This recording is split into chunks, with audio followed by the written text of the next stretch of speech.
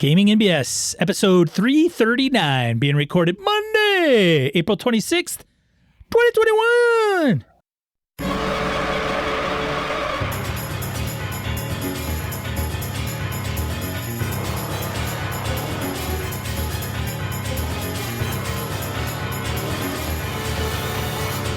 Welcome to Gaming NBS, a tabletop RPG podcast. I'm Sean. And I'm Brett. Welcome to the show. Welcome back, folks. Glad everybody's around. How you doing, man? I'm fine, Brett. How are you? Not too bad. Had some pretty good gaming this last weekend. We had Call of Cthulhu, Horror on the Orient Express. Ooh, just kicking it off? Oh, no, that was Lenny's game. We're well into Lenny's game there. We have encountered the Blood Red Fez, which is, of all the bizarre Cthulhu entity inhabiting somethings, I've never had to fight a hat before. We have now fought the Blood Red Fez twice. I've been damn near bested 2 times by a hat. That is a new one on me, but it's been fun no matter what. and then wrapped up my Access Mundi World of Darkness game, which was basically a huge homage callback to every game I've ever run for the group for over the last 30 years. A lot of work on my part, and everyone had a blast, but we wrapped it up, so that was cool. Sounds daunting, like a daunting. It was the weirdest thing I've ever tried to do and pull off, and everybody had a lot of fun, so it worked. And then yesterday I ran my first edition Forgotten Realms game for AJ and Alana. That we were going to play on Sunday, but my middle daughter, Rhiannon, was up to visit for a bit, and so she hung out for a little while, and then she stayed longer than anticipated, and then we're like, well, let's play, we were going to play Saturday, excuse me. Then we moved it to Sunday, so we played last night instead. It was fun. AJ's one character's fighter is swore an oath, kind of on a whim, to get past some undead at some point. And his sister, Alana, her magic user is not stopping letting him off. She won't let him off the hook. Anytime he does something, she's like, logic? You want to use logic now? The guy who pledged his soul to the undead without understanding a word he said. So it's been fun. And tomorrow will be AJ's what the fuck? Midgard game. There we go. I was going to say Midderlands, but it's Midgard. The 5e Midgard game will be tomorrow. AJ's running, so that'll be fun. How about you, man? What'd you do? Played in Delta Green, and you still back in the still? I thought you were gonna. I think the next one's gonna wrap it up, and then Jimmy has said, I am running the next run, and he's gonna use the published scenario.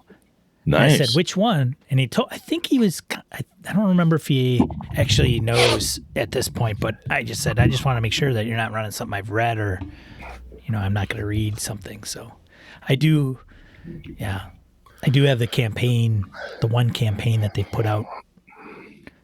I'll tell you, man, sometimes it is tough to say how many more sessions you got left. And then, right. Oh, it'll all wrap up next time.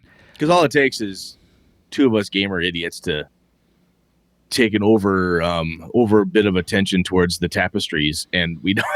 The game lasts 3 more weeks. What the fuck? Yeah, that happens. Impossible all Landscapes. The time. Yeah, that's right. Yes. Okay. Thanks, Okay. Cool, man. Yeah. Anything and else? Then Thursday is going to be Forbidden Lands, and then Saturday is going to be Star Wars. So good. Yeah, good times. Fun. Very good. Very, very good. Yep. That'll be fun. Yep. But I think that's it for me. Mm-hmm. Yeah, I don't have anything crazy. GameholeCon.com. Gamehole's coming. That's in October. And if Sean and I remember correctly, the registration or at least game submission stuff opens up in May, which, good God, May is next week. As if we're recording this on the 26th, Jesus, of April 2021. So, yeah, next week is May already. So, check out your GameholeCon.com and get all the details on when and where to put up your game ideas and such. If I do go and I do run games, it's going to be Feng Shui and really maybe Mothership. You got to warn everybody ahead of time. You've never run Feng Shui until that game. I'll try to run it beforehand. It might be weird online. So you're going to warn everybody that you've never run that game? Yeah, it'll be fun. Andy in my Star Wars game, he's like, oh, I think they've played Feng Shui, the first one. And they said they had a blast. That's great. And then Very cool. that he said he said he would place it in a mall, in a sporting goods store. Sporting goods store. He goes, then you got golf clubs, you got, you could have guns, you could have Do Mall of America with the big Lego thing, and I don't know. Like a mall would be kind of cool. Like you're in a freaking shopping mall going ape shit through. Especially because most shopping malls in America are dead and there's nothing in them anymore. Yeah, so that's true. But just all the props, like throwing soccer balls at bad guys and trying to knock them down, and very cool. The ball bin opens up, and yeah, it make good fun. Fun. Yeah. Sweet. Let's random encounter, man. All right, let's do that. Let's just move on. Let's do that. Do random encounter. Segment of the show where you feel voicemails, comments from social media and the like. You can start. I'll let you go first. Bill D on the game group. I don't mind online play, but GMing is a little more different. So far, I have done Discord audio and Roll20 virtual tabletop for maps and images. I miss being able to just quickly sketch out a map for an encounter where I could quickly pivot on a plot point. I now have to be prepared to show alternative images when in the past, I would just draw on the paper. I also miss rolling behind the screen and asking for their awareness just to mess with their heads. So what's your perception check? Hang on a second. What's your bonus there? Oh, okay, yeah. No, you don't notice anything. You could still do that. What'd you roll? You could still do that. You totally still do that. Yeah, you can even, Bill, you could get whiteboard stuff. I'll tell you what, man, whiteboarding on a virtual whiteboard, depending how good you are with a mouse and so forth, is sometimes you feel like an idiot. Because you try to draw something and it's not even like, okay, I won't draw a circle, I'll draw an oval, and it looks like an eggplant, mating with a spider. You're like, what happened? I wonder how that would work with an iPad. I have an iPad too with a pencil. I wonder how. Probably be easier. I could share that. Yeah. Oh, for sure. Excuse me. But I know that not everybody is super. I run into this at work, man. Network architects and stuff trying to draw stuff with a mouse on a virtual whiteboard. They suck at it. Takes time. They practice with it. But eventually my team's getting better at it, but it's not something that's natural to us. Yeah. Interesting, though. Good stuff, Bill D. Thanks for writing in, man. Yeah, Bill. I have noticed that a lot of people with Roll20, like I use Roll20 for maps and images and die rolling.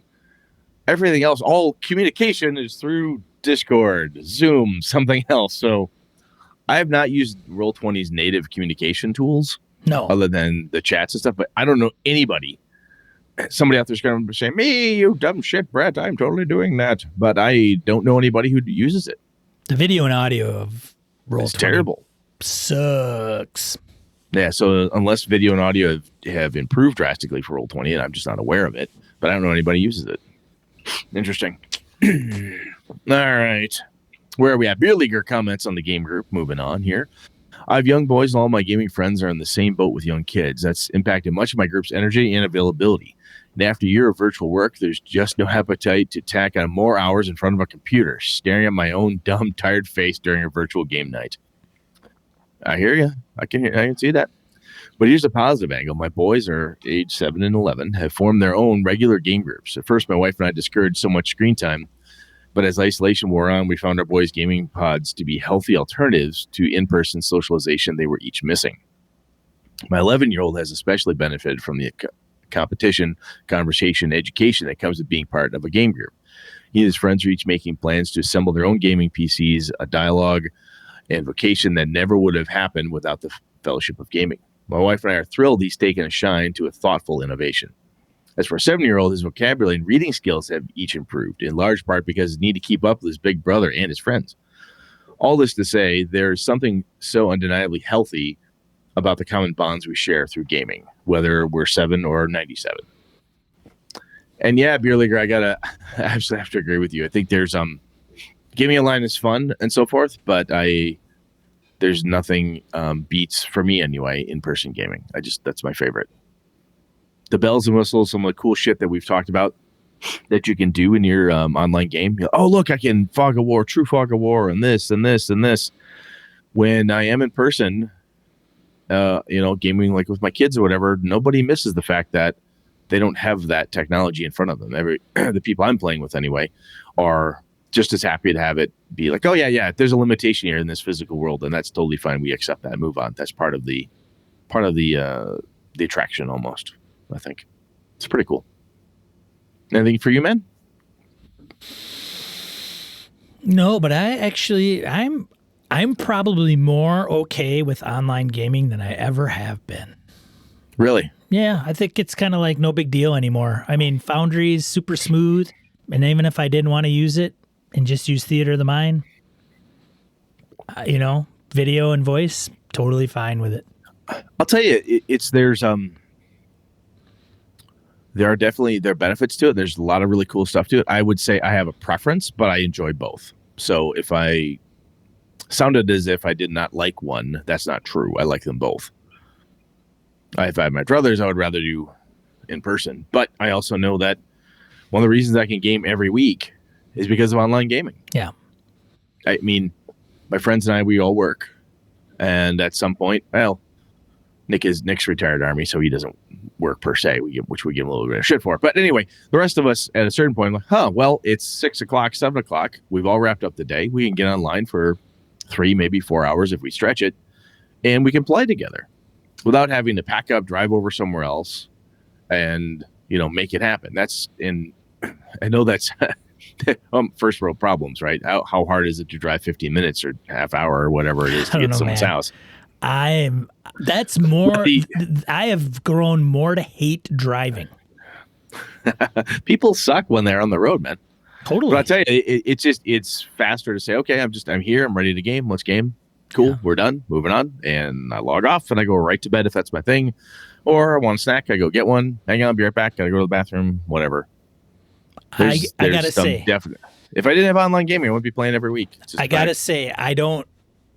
At this computer that I'm recording all this on is I don't use it for work.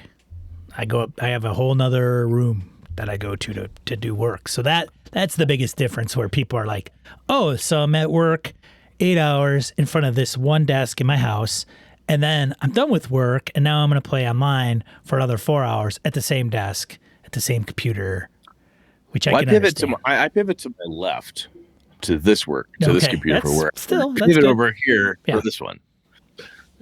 As corny as that is, I'm within like a yard. The work laptop and monitor is within a yard of my Mac, but it's still a difference. Yeah. I'm not looking at this is the screen where the fun happens, right? This is where my friends and I get together online. We map shit out and roll dice and have fun. Yeah. So there's a difference. I have figured out, as I'm working from home permanently now, I've figured out different ways. Like, hey, look, it's lunch. I get up and leave my office. Right. I no longer make myself available the full 8 to 10 hours, like nonstop. Nope. I'm on lunch. Close the laptop lid, walk out, have lunch in the living room, have lunch somewhere else, watch TV, do something different for the half hour, whatever. And that helps. But anyway, I honestly, if I didn't have online gaming, I wouldn't be gaming as often as I am. Just a fact. Right. Yeah. So it's pretty cool. It's come a long way, even from shit, man. Well, when we started this whole thing 6 years ago, we're like, yeah, Roll20, Fantasy Grounds. I didn't know of anything else. Right? People were using shit Skype, has Google, blown up like on the virtual tabletop. Skype gaming, Google Hangouts, and then it has literally, it's blown up. It is just, I was going to say literally double, but it's way past that. It's quintupled or whatever. Excuse me, in size and capacity. Yeah. Pretty cool shit. All right. I think that's all we had, man. Short write-in week. Yeah. All right. Let's get into the main topic. Let's move on. All right.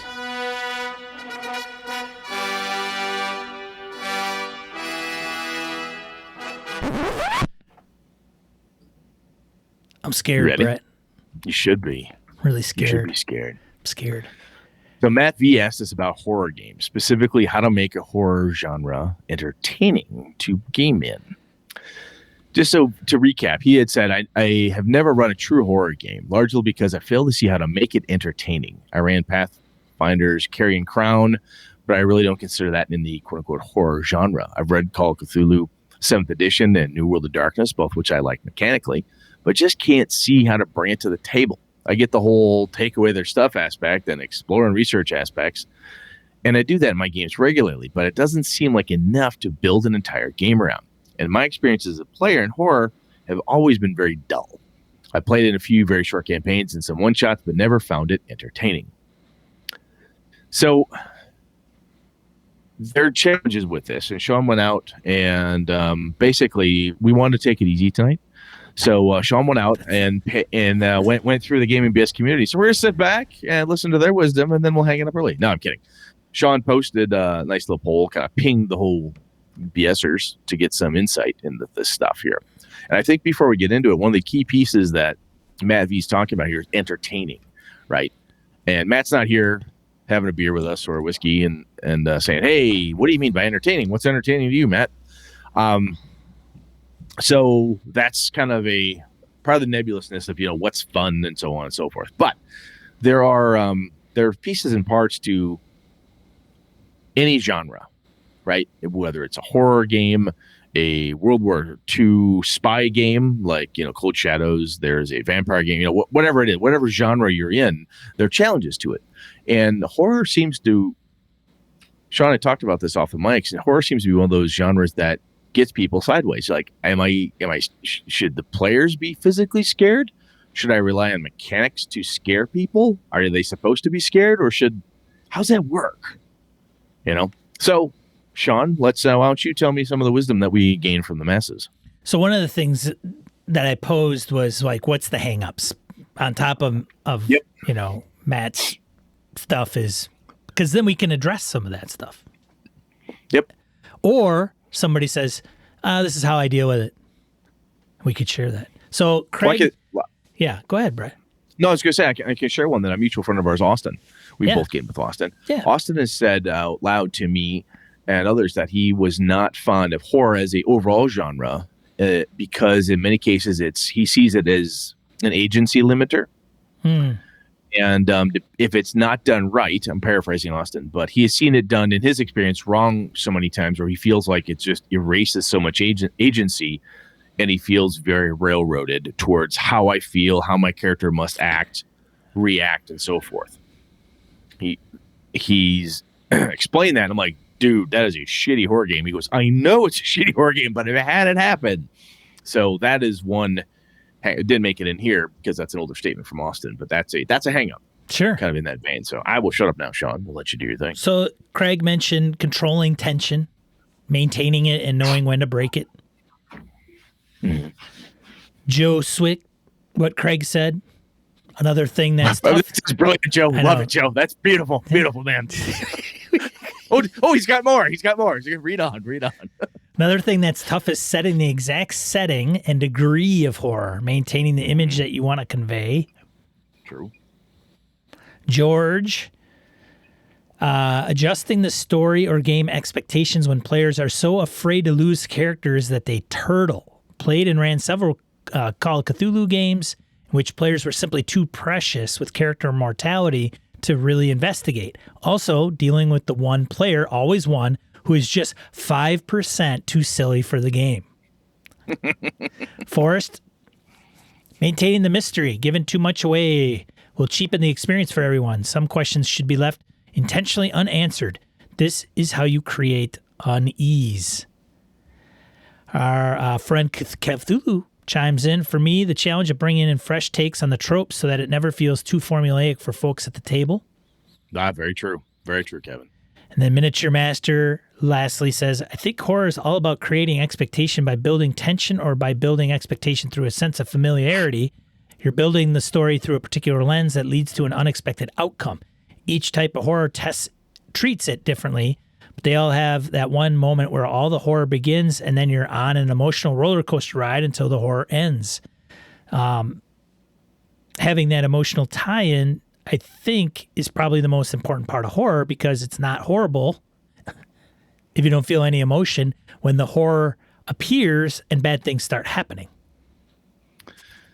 Those are all really good, man. They are good. Excuse me. Very good stuff. You sound so quiet, Brett.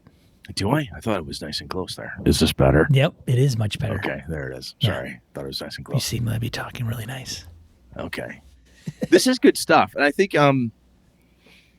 the tension is a tough one because so let's just talk about tension. A lot of times you'll hear in a horror movie or any movie in general, if you watch a movie with no soundtrack, it's really weird, right? It is weird, yeah.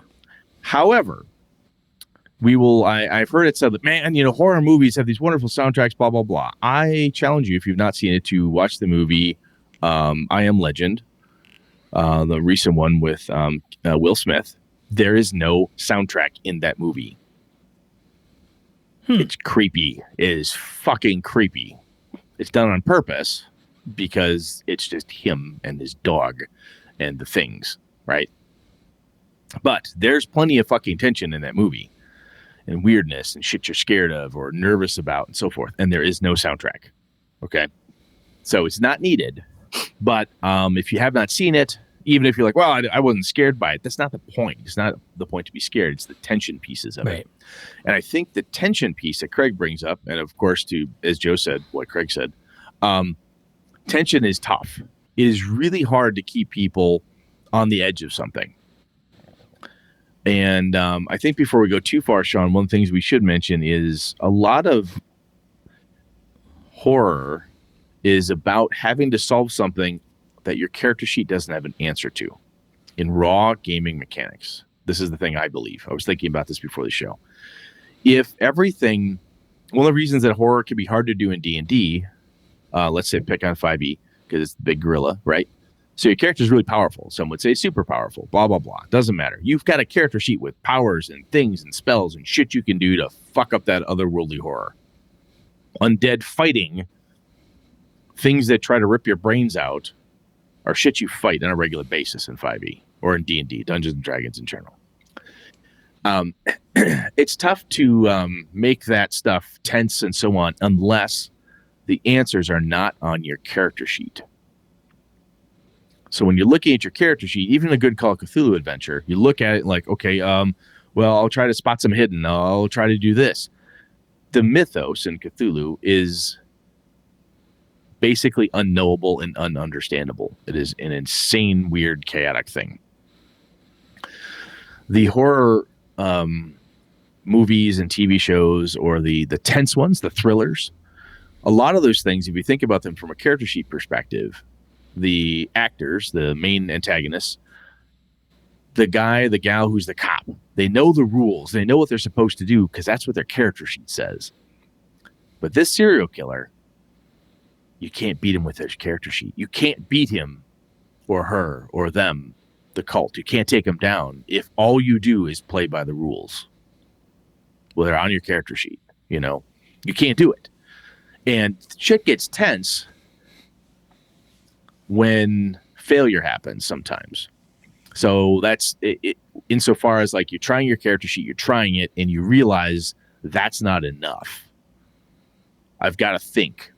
How can I get creative with my character? And it can be tough, in my opinion, because then people have to sort out, well, is this Sean playing or is Sean playing his character? The differences between the lines get a little blurry, in my opinion, in a good horror game. But part of that is because your character then is thinking out, you're trying to act as character, describe and maneuver as character without using the character sheet as the be all and end all of this is all I can do. I can only spot hidden, library roll, and talk to strangers. That's all I've got. No, it's not. What else do you want to do? What do you want to try to do? Right? Does that make any sense to you, Sean? It does. Am I blowing your mind there, Sean? Big reveal for you? I think that's an angle that I might not have considered like in my face at all times. But I'm not saying it's the only way. Right. But it's a tool. Well, and tension's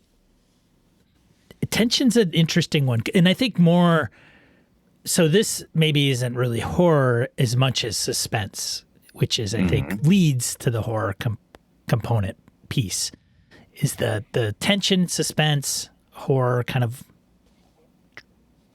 trifecta. Yeah. And it's not. There's a couple things that play with a horror game. I think we've touched on horror before, but how do we like make this? How do we get people to go, oh, I'm going to run a horror game like Matt, and it's going to be the way that he envisions what a horror game should be or entail. And a few of those is like, do you have the right people at the table? Oh, absolutely. I mean, who's you're like George run, said, you got that who's just 5% too silly, a little bit too much. You know, there's a comment on our Mothership game, our actual play with Jim and the gang and Jared and Jeff Goad and everybody, Dirtless. Yep. And one of the things that the guy mentioned was that it was just another, you know, Reddit frat boy bro, haha, like game. Nobody took it like, oh, it's Mothership. This guy wants to watch the Alien movie. And he gets, what to him, you know, the Three Stooges. I don't think it's that bad, but whatever. But the point of it is, you know, if you don't have people that are bought into that genre or game, or even just like, you know, D&D, with like Brett said, the powers. And if it's going to be, well, I want to be able to go in there and kick ass. It's not going to work. And that goes right to Miniature Master. It's creating the expectation, right? Like, look, it's difficult to build tension, difficult to mess with your character's perceptions. It's difficult to, how do I say this? Sometimes in horror, it's unexplainable. Well, yeah. You know, why does Jason Voorhees act the way Jason Voorhees does? Right. There's myth and rumor, and you get pieces and parts over God knows how many fucking movies. But it's still like there's something that drives him. What is the core of it? It's just weird. You can think you understand all you want, but no one's been able to kill him yet. You know, so clearly it hasn't been cracked. You run a D&D game, and how many people have pummeled demons and devils? And you run an Exorcist game, and people or watch an Exorcist movie, and people freak the fuck out. Yeah. Like, it's just so weird. I don't, you know, because we're all used to going into 5e and kicking ass, taking names, and chewing fucking bubblegum, man. In fantasy games in general, dude, quite frankly, True. a lot of it, you know, first edition D&D, Savage Worlds. I mean, it's fast, furious, and fun. Right. You fight dragons, you're not terrified of unless there's a terrified roll. You know, there's a stat that says roll this or you're fucking terrified, right? Right. I think mechanics can take us a distance here. A sanity mechanic, which we've talked about in the past, or roll for terror or roll for fear, or you're tracking this stuff in a Jenga tower because to see how the group is doing. That is very helpful because those are good mile markers for how to role play appropriately what's going on with you. Because it's very difficult. Unless you're in a really fucked up game where you're actually physically losing your own sanity while this goes, you're stretching it, trying to figure out what do I do when I go crazy? What do I do when this happens? When I walk in the room and I see this horrible sight, I see the woman who is supposed to be my mother, you know, explode in a shower of maggots, and this horrendous bug-like thing erupts out of what's left of her and attacks my partner. How would you react to that? You know, do you pass out? Do you go catatonic? Do you go crazy? Do you go and, you know, kill yourself? Do you attack the monster and just run away shrieking and let the demon buggy thing eat your partner? Who knows? Eat your partner now, do-si-do. But I think the creating expectations from the beginning is kind of like what you were trying to do with the Ravenloft stuff. And it's like, look, guys, here's the deal. Guys, gals, and people playing with me. This is a horror game, so on and so forth. There's going to be some mystery, some stuff we necessarily can't necessarily explain easily. Might be a little bit difficult to understand. If you want and expect people to solve things that are not on their character sheet, like, look, think outside the box, come up with stuff you want to do. Tell me what it is you're trying to do, and I'll tell you if you need to make a roll or whatever it is. Those expectations are huge because if you cross any expectations, it can be too bad. Too bad to recover from, I should say. And so comedy, as George said, the one person who's 5% too silly for the game. There's some funny ass shit in my opinion, in John Carpenter's The Thing. There's some humor in there. They make fun of stuff. They laugh at things. There's some quasi-comical events, like when everybody's tied down and they've got the blood and they're trying to figure out who's what and what's what.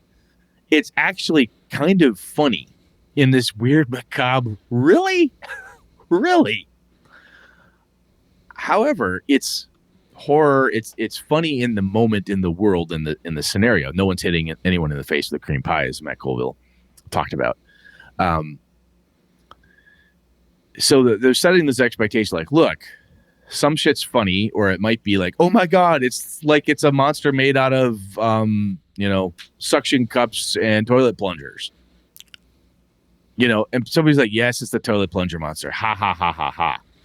Everyone has a giggle at how it's doing what it's doing. But at the end of the day, the quote unquote toilet plunger monster is still ripping people's, chests open, eating their hearts, and then birthing more demons. So it's still not good.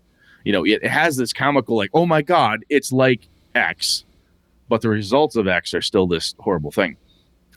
And the other piece, I think, from a tension perspective, is to really the players and you as a game master trying to enforce the fact that it's your characters are see this. You as a player may not feel tense, and that's okay, right? Sean's playing Delta Green. Sean didn't go, oh my God, woo! I was exhausted. I was on the edge of my seat. I didn't know if I was, that's not. Maybe you were, but I think the tension, the holding it, and so forth is it's incumbent on the players to remember, see it through your character's eyes. Would your character be tense right now when you just saw your dead partner snap to, moan, and drag their half corpse body, entrails dangling behind, down the docks and plop into the ocean? That's tense.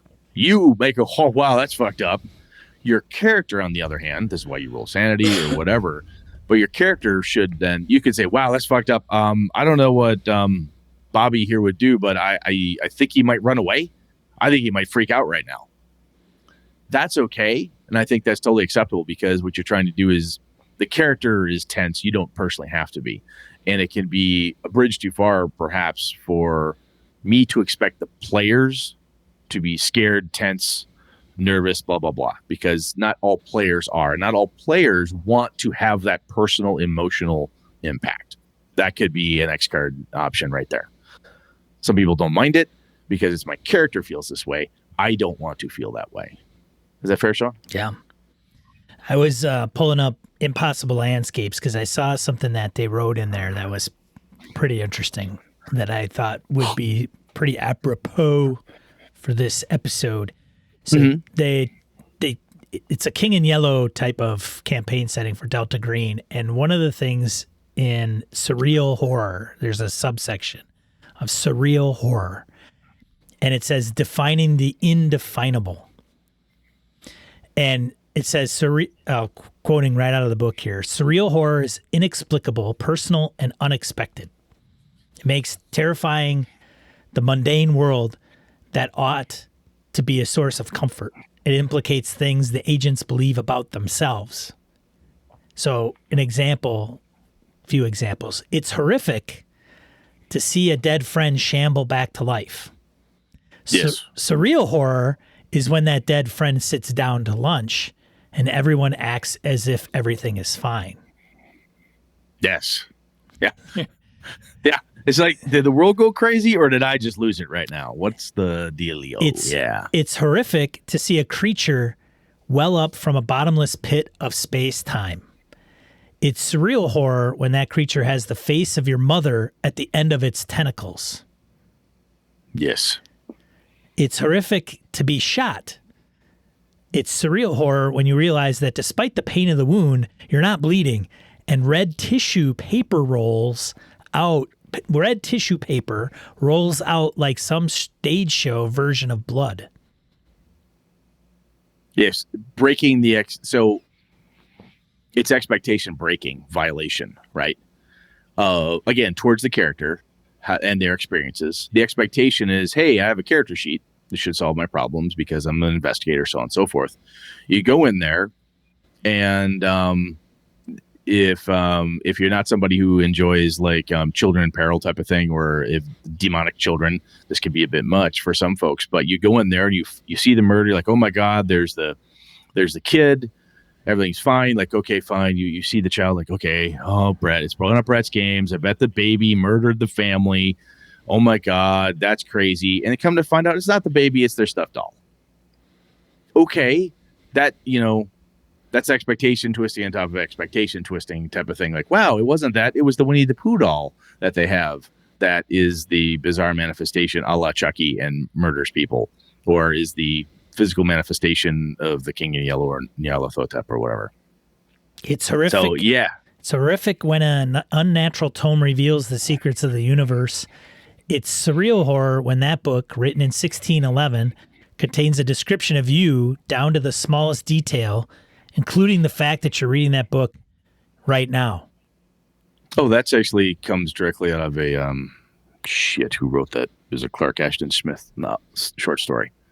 The last, I have it, but it's a Clark Ashton Smith story where this guy's reading a book and it turns out that it's actually him and he's transposing bodies over space and time. It's really kind of fun. Yeah, totally. And I think the other piece here, when we talk about expectation, is that your expectation as to a horror game is that what type of horror are you running? Because horror in general is a very broad statement. Surreal horror, as Sean just pointed out. There's slasher type of horror, your Freddy movie, your Jason movies, basically someone's being butchered, Scream or whatever. There's just a thing, a monster, a deal. It's just slaughtering the fuck out of people. There's supernatural horror, right? There's body horror. There's emotional horror. I mean, there's just, you pile it out there, look at all the different types and pieces within the genre, are many sub-genres to deal with. And I think one of the components that makes for a more compelling horror game is when you find one version of horror and you stick with it.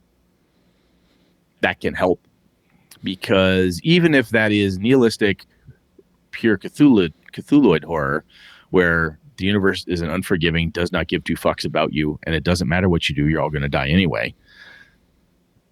Okay, that's fine.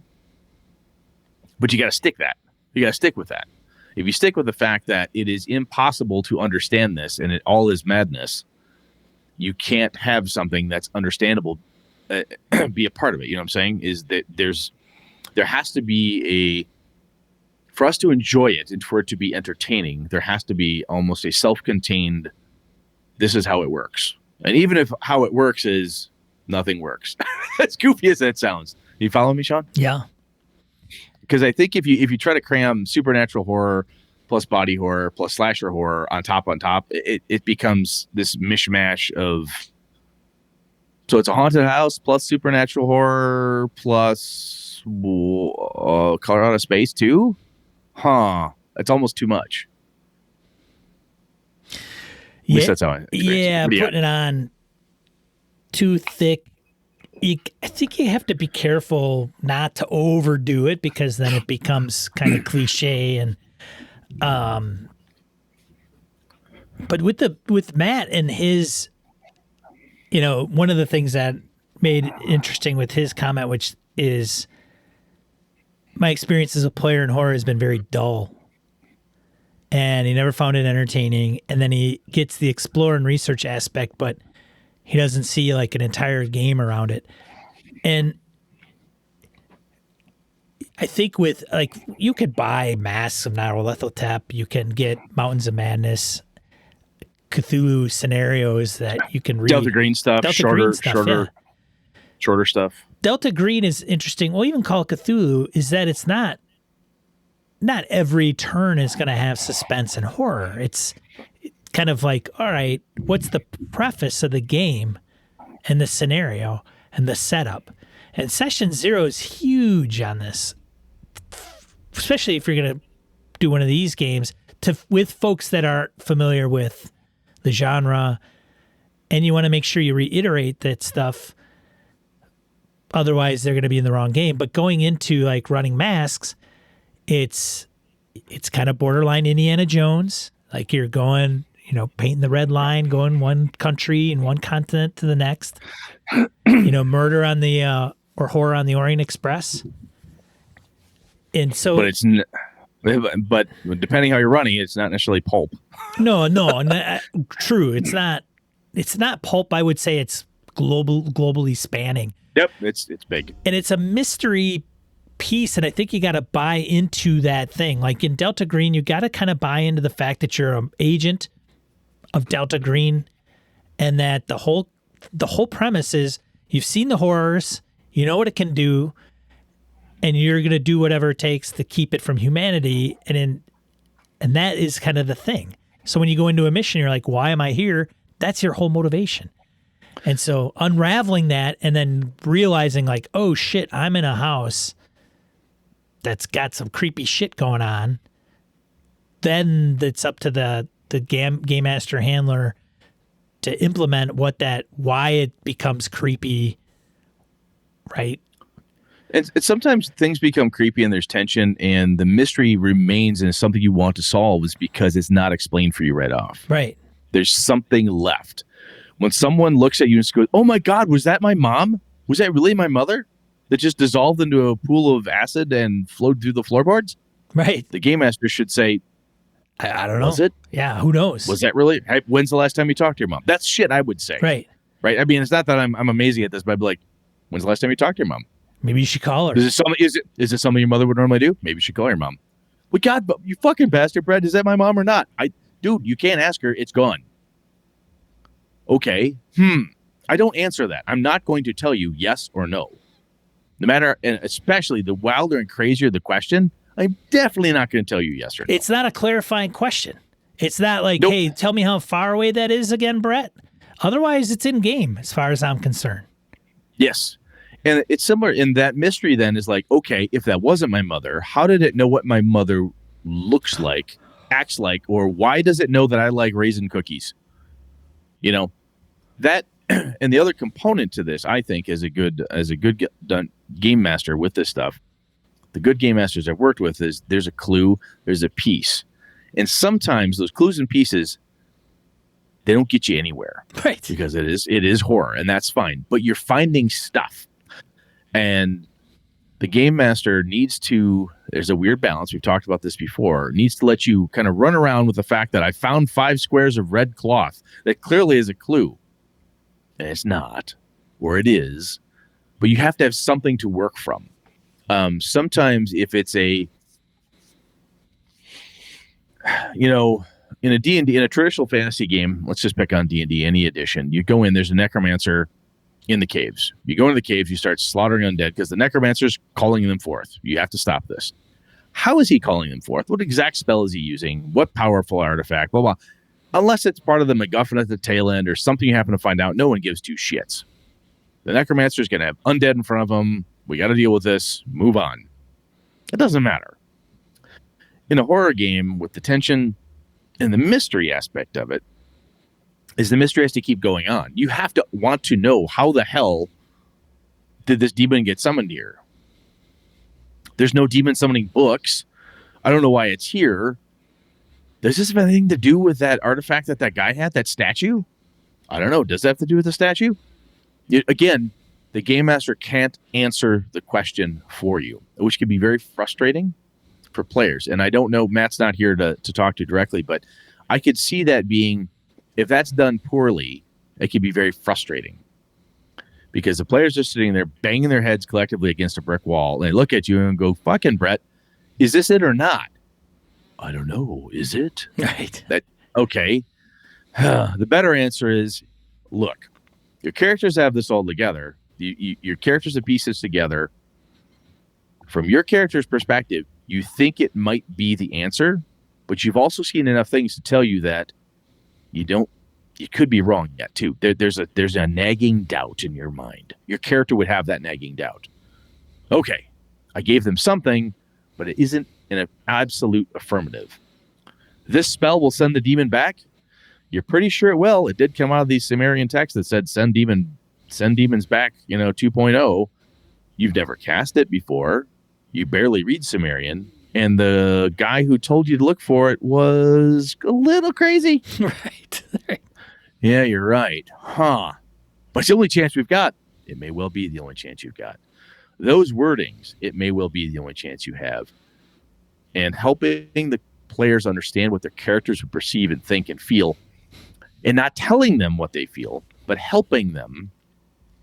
I could see, Sean, your character not understanding why everything looks like it's this, or I could see your character blah blah blah. It's up to you, man, but I'm just telling you from where I'm sitting as game master, I could see, you can have that fourth wall breaking kind of thing to help people along. But for me, keeping the mystery alive, and even when you as game master know they've got it just dead on, they've got the fucking answer, they got the book, they got the black tallow candle, they got the everything they need to do, and they can send that demon screaming back to hell. You don't tell them. They don't know. Have yeah, to. They don't know. They don't know. They don't know. They don't know if it worked or not. They don't know if it worked or not. Or they have to really be like, you know what? This is the only chance we've got. Right. And they try it, and they send it screaming out of the room, and I think it's gone. Does it come back? It's really quiet. What are you going to do? How are you going to test that it's gone or not? You know. So I think it's and Forrest talks about this too, is maintaining the mystery, giving too much away. It does cheapen the experience if you answer all the questions. Fresh takes on tropes, as Kevin mentions, is something I worry about when I'm dealing with experienced gamers and myself, because I don't want to be bored with it. I think if you're new into horror, you can lean into some of the tropes.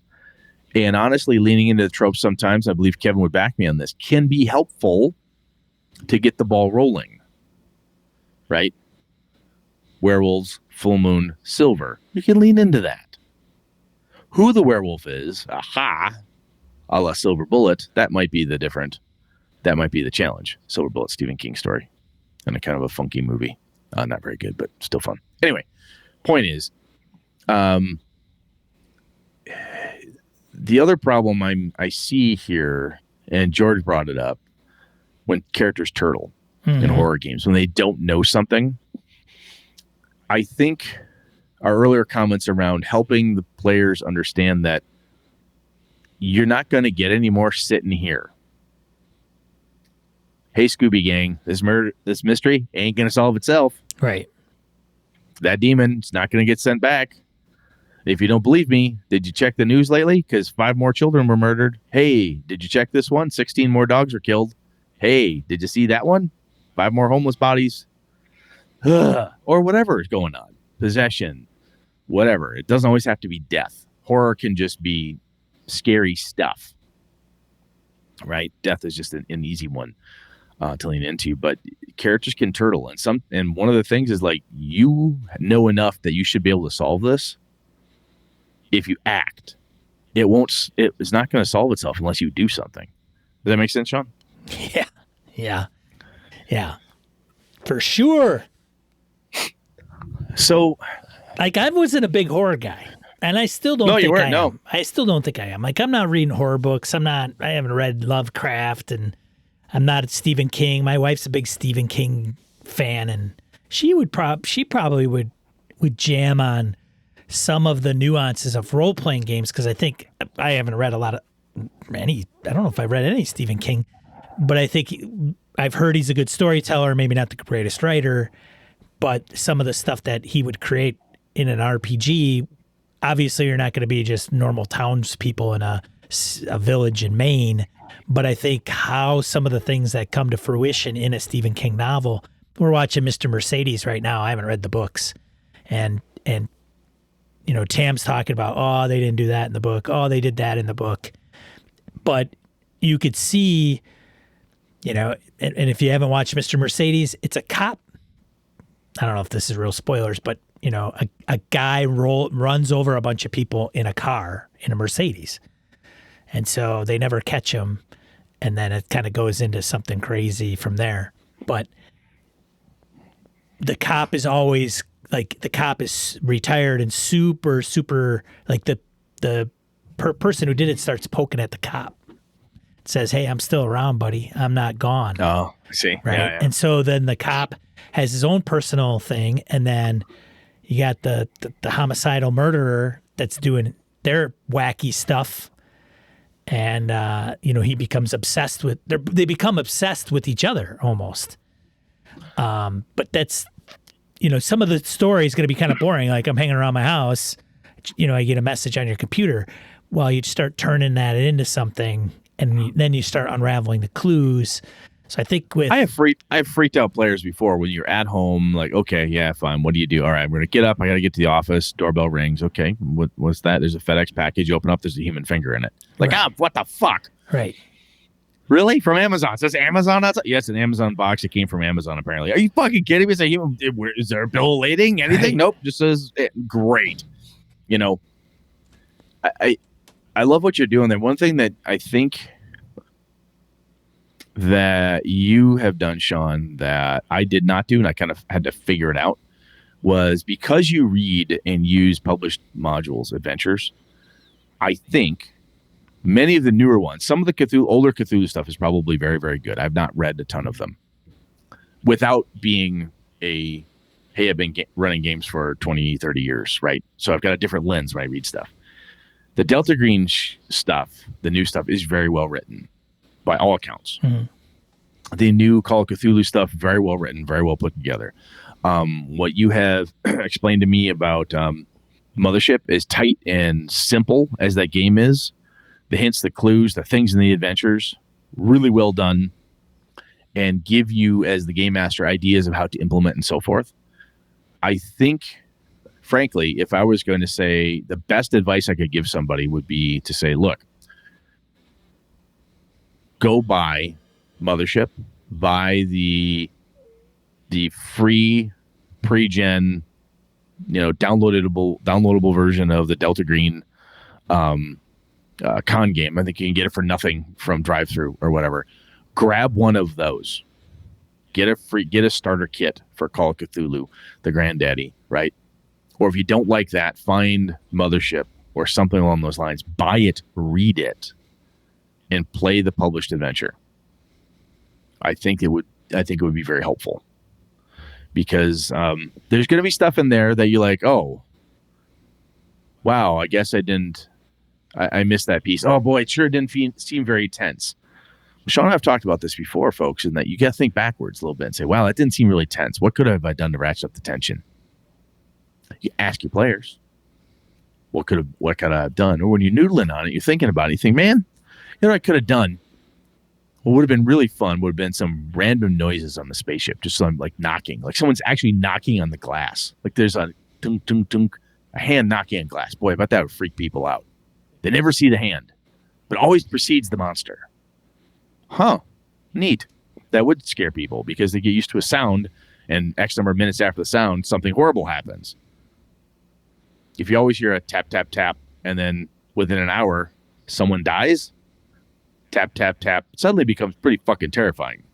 Because, okay, there were 20 of us on a ship. It's down to 5 player characters, and we just heard the tap, tap, tap sound. The fuck is going on? The smell. But honestly, like a smell. The smells.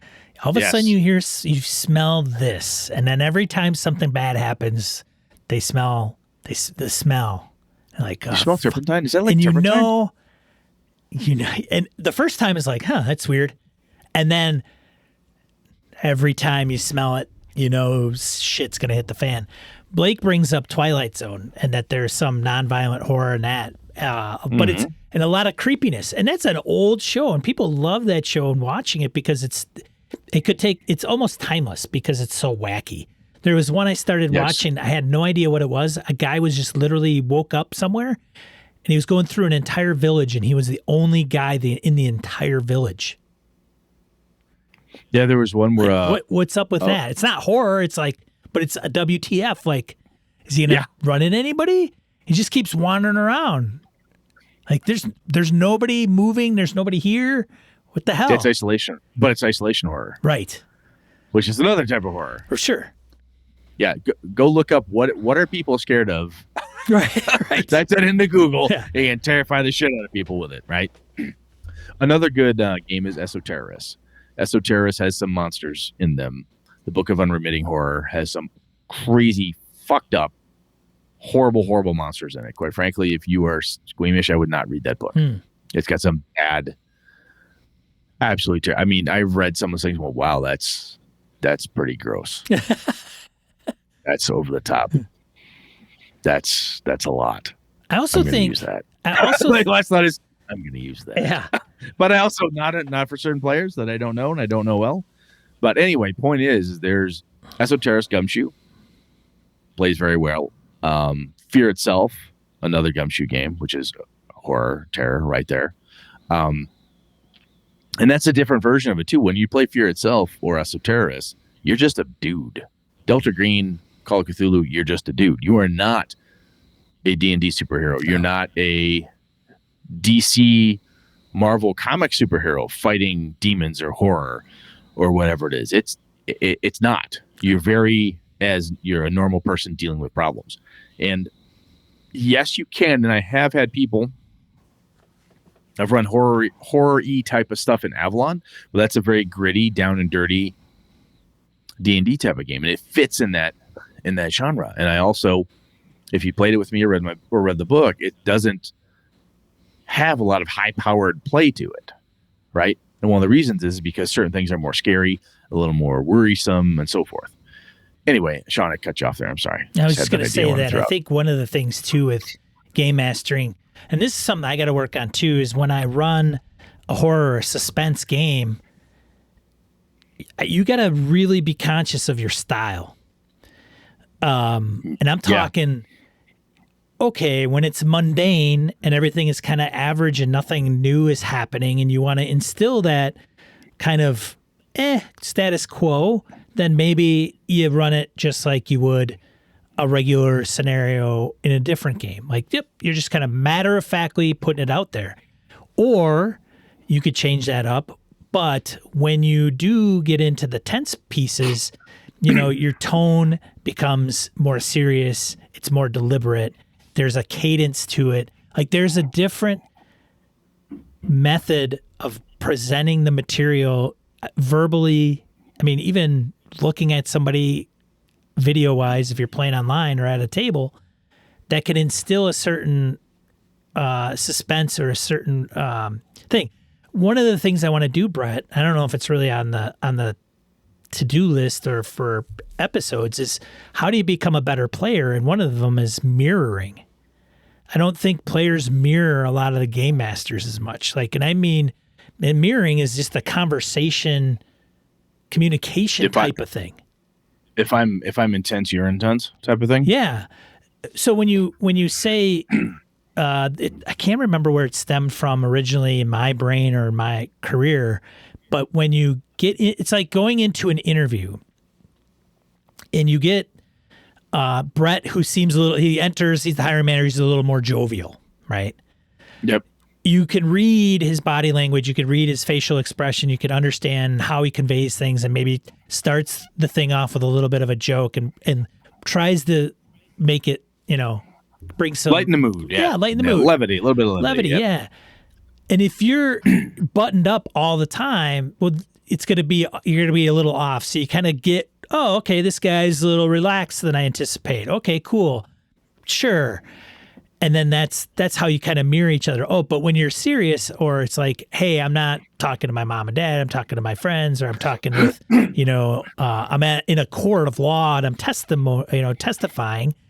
Different thing. There's different faces that you put on and versus different personalities that you bring about. And as a player, if you're in a horror game, the best thing you could do, one of the better things you could do method-wise, is mirror the game master and kind of sink into that and take it all in.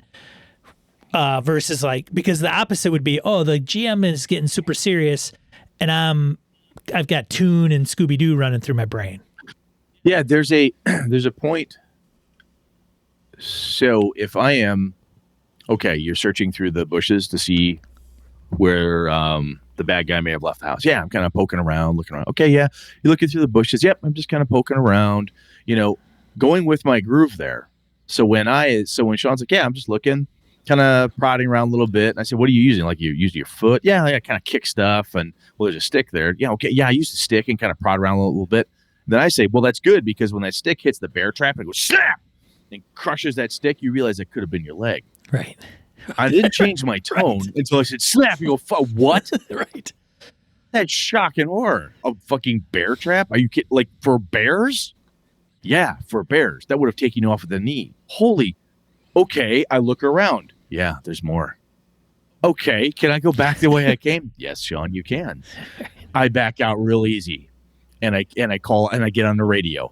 Okay, if you're like, okay, cool, you're in, and I love that idea, Sean, because if you're grooving with me, like, yeah, that's what I'm doing. I'm doing this, I'm doing that. Yeah, the bear trap snaps. The monkey screams at you. The pterodactyl comes shrieking. There's a fucking pterodactyl. I'm in downtown Los Angeles. Yeah, the pterodactyl screams over. What the? When I drop the holy fuck moment on you, or like, oh my God, the shattering, the scary, the tension, interest in that interjecting thing, you're in this groove of, yeah, it's normal, man. It's normal. Just poking around. Yeah, I gotta check his ID. Okay, flip it over. Obviously, that's your brother. Wait, what? I can't see the guy's face because it was chewed off, but you're telling me this is my brother? Yeah. You're just checking his ID. It's what you do. Da da da. And you see your brother's face there. What? Right. I look at him. I look at the guy. I look at the guy. His face was chewed off. You can't really tell, but it does have a gold earring like your brother would. His face is chewed off, and he's Jesus got a gold earring like your brother. Fuck? What? Right. Again, if you're mirroring, if you're doing that type of thing, and you're in the groove with me, if you're explaining, and instead of going, oh boy, that's my mom. Wouldn't that be funny if it was my mom? And you're constantly joking. Right. If you're constantly like, yeah, well, okay, sure, yeah, I'll just roll some dice. Can I check? Yeah. Well, what do I have to roll to search the bushes? What do I have to roll to do this? If you mechanic the fuck out of everything, this is just Brett's opinion, you can kind of clash with the tone and the tension. Wait for the cues. And I think if you, again, from an expectation perspective, as a game master and as players, you can set an expectation like, look, let's narrate a lot of this stuff. Let's just talk. When the moment comes, I'll tell you to give me a spot hidden. Or if you're like, man, I really can't. Jesus, I feel like I'm missing something. Can I make a roll here? That's good. Don't just sit there rolling your D20 or your percentiles or your pile of D6s and tell me what you got. I look around the room. A Greyhawk, click, I got a 15. Don't do that to me. Let's get in the mode. Let's talk about it. Let's kind of work our way through it. And if your players are in that groove, I think you're going to have a lot. I have more luck jacking up tension, dropping tension. There's a horrible, god-awful scream, and you turn, it's a cat. Oh, Jesus, okay. It's just a cat. It's just a cat. Okay, a regular cat? Yeah, just a little tabby runs through. You think somebody might have stepped out. Okay, it's a cat. Whew, all right, just a cat. You know what? I'm going to go check where the cat came from, just in case. Right. And it turns out to be nothing. Right. But it doesn't matter. You're still nervous. And you check, and it does turn out to be nothing. Deep breath. Move on to the next room, or whatever the case is. So, anyway, anything else, man? No, I like this topic.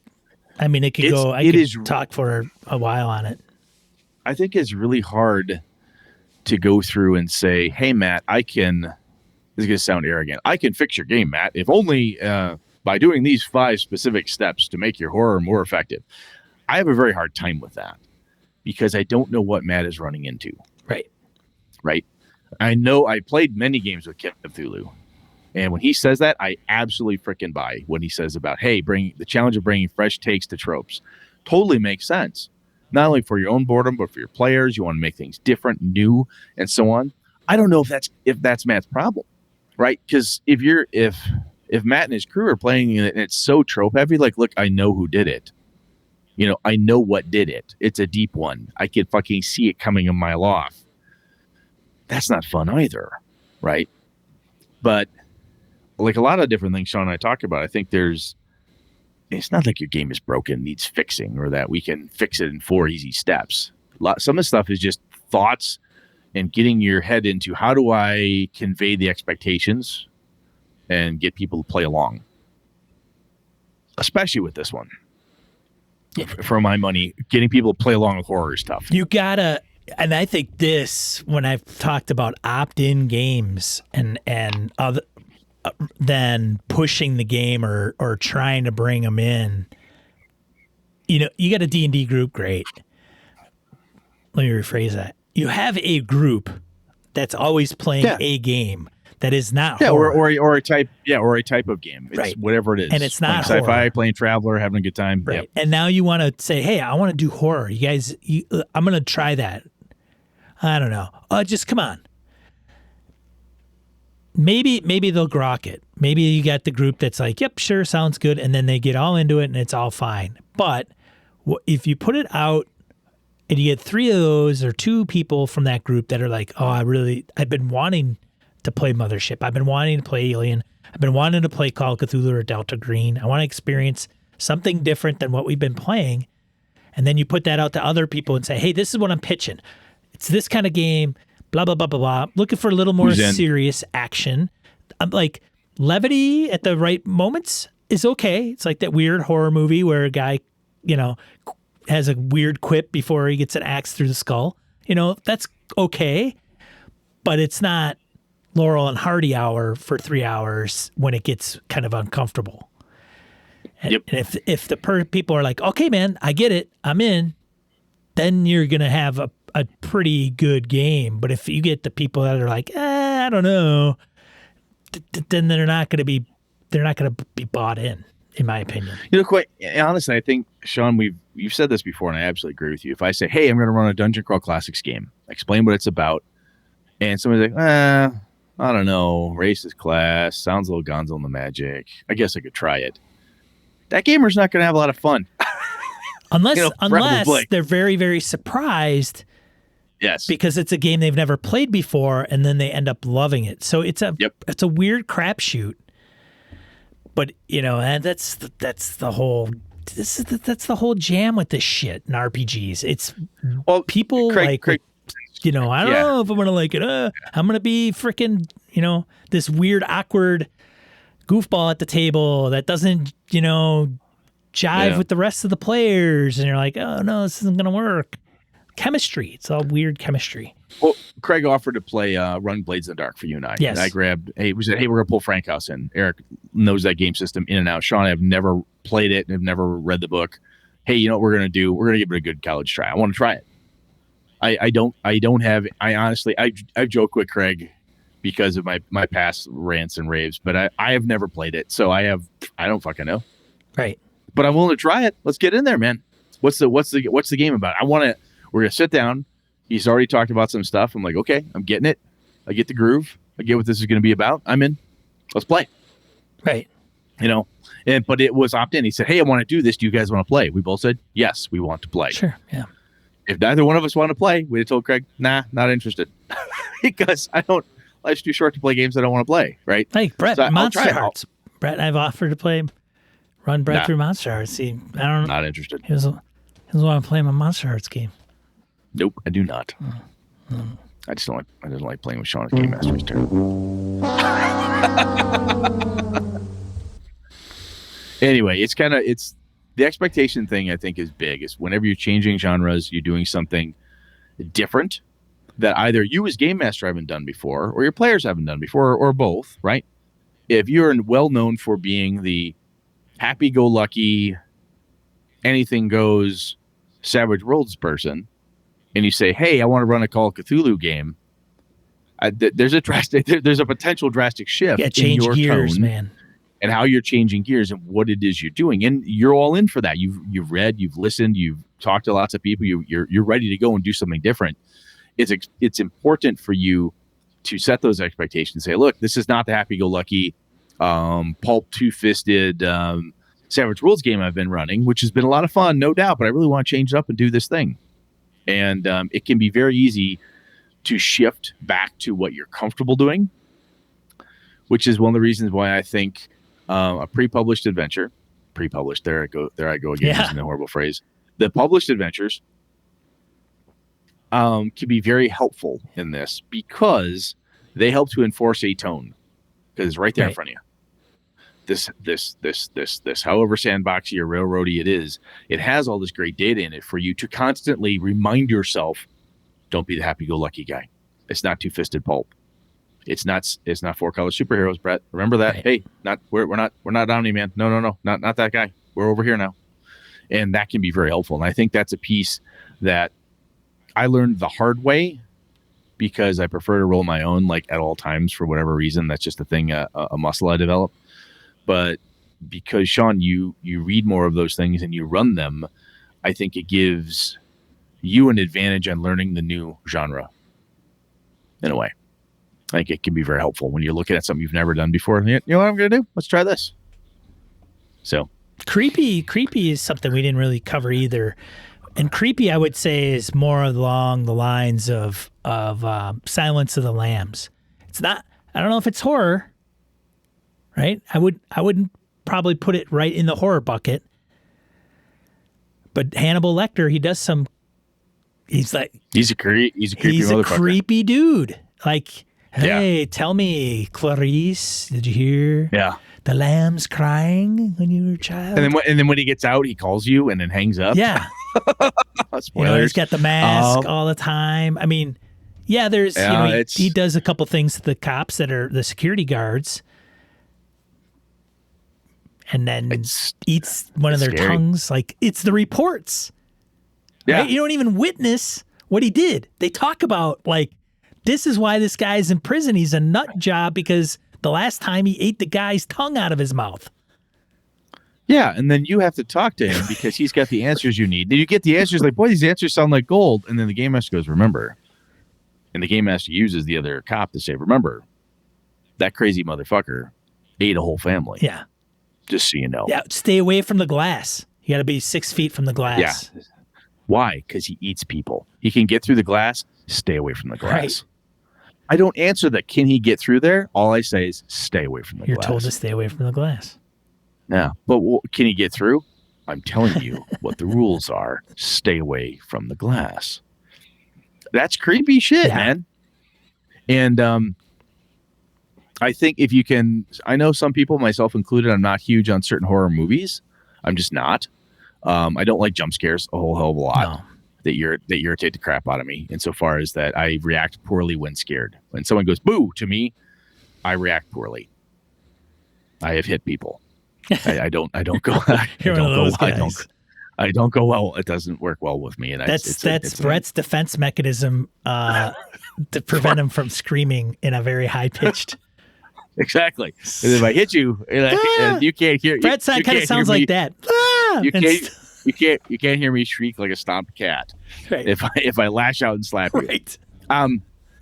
But there's a number of these things, again, trope-wise, as Kevin mentions, the other piece you can do is lean into the tropes in the right places. If you get over tropey, that can be a bit much. But you want to add creepy. Hannibal Lecter's creepy. Who else is creepy? Shit. Think of, just go through the movies, somebody who's creepy. And creepy is not... Sometimes people associate creepy with weird stalker, sexual, assaulty creepy. Right. And that's not what we're talking about here. Now, again... Hanks from The Practice. I don't know if anybody watched that. It was a David E. Kelly television series. And I think he was the guy that was on Lost. I can't remember the actor's name. And I think he's on the not the Blacklist, the video camera show that's on recently. But he doesn't blink. Like the actor never blinks when he talks. So he's like talking like this, never really blinks when he talks to anybody. Watch the old... What was I going to say?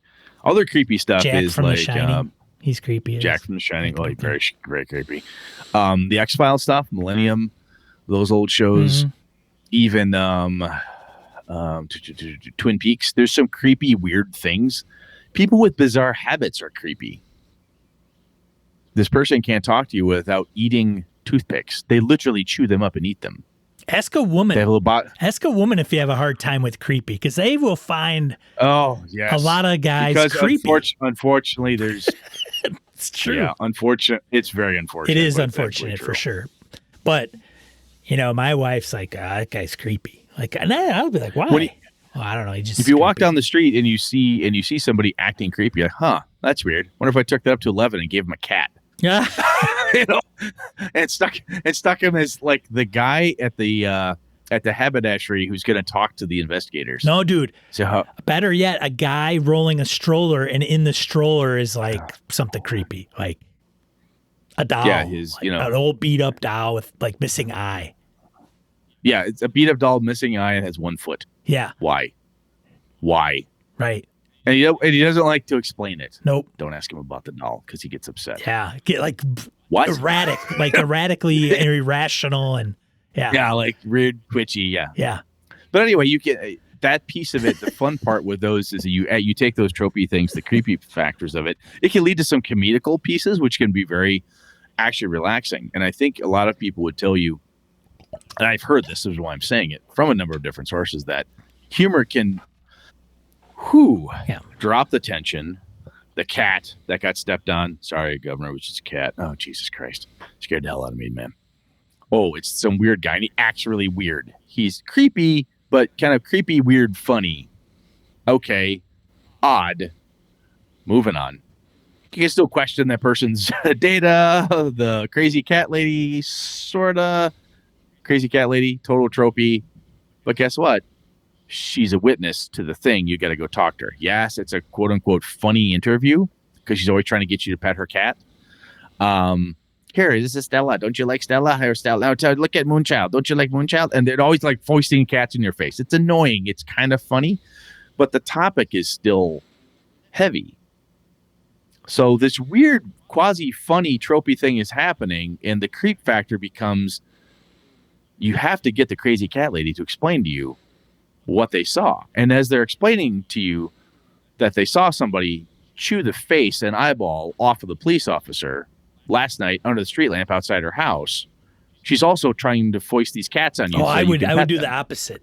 I would make her serious as all get up when she's stating. You could absolutely do that too. Things. Yeah, she could be like, "Oh, here's my cats," and she stops and like, crack. Right, yeah, off her rocker, except for the details that she's conveying to you. Yeah, and she looks you dead in the face and says, "That man jumped that cop. Yeah, tore his nose right off, ate it in front of him, and then gouged out his eye with his thumb. Then he slurped it down." Want to see my cat? Right, there you go. What the fuck was that? That's weird. It's Mr. Spanky. Why? Yeah, okay. Here's nice Mr. Spanky. Some of this stuff, I honestly, it kind of goes back to the practice discussion. Is you've got to try it. You've got to try different pieces and parts. It's some of what we're talking about. It's not advanced game mastering, but it's just experience. You're doing something. You're trying it. You have to be comfortable trying this stuff. And that's where some of those published adventures can be very helpful, because your better ones will give you clues, advice. Hey, here'd be a good time to try this, or hey, try this thing.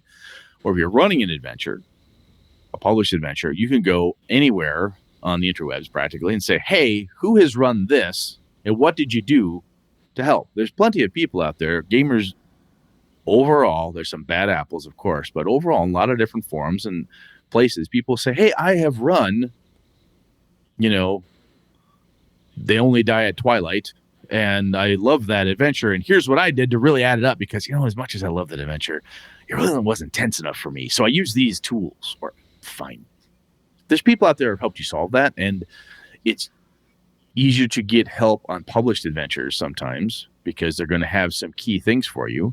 Those 5 steps to help make that adventure a little bit better, that's easier to convey than it is horror game in general. So, all right, man, I have ideas. You got anything else? Nope. Any tips, tricks that you find that really kind of hits home with the people that you run horror for? Let us know. Slowing down the cadence, dimming down the lights, being a little more serious. Yep.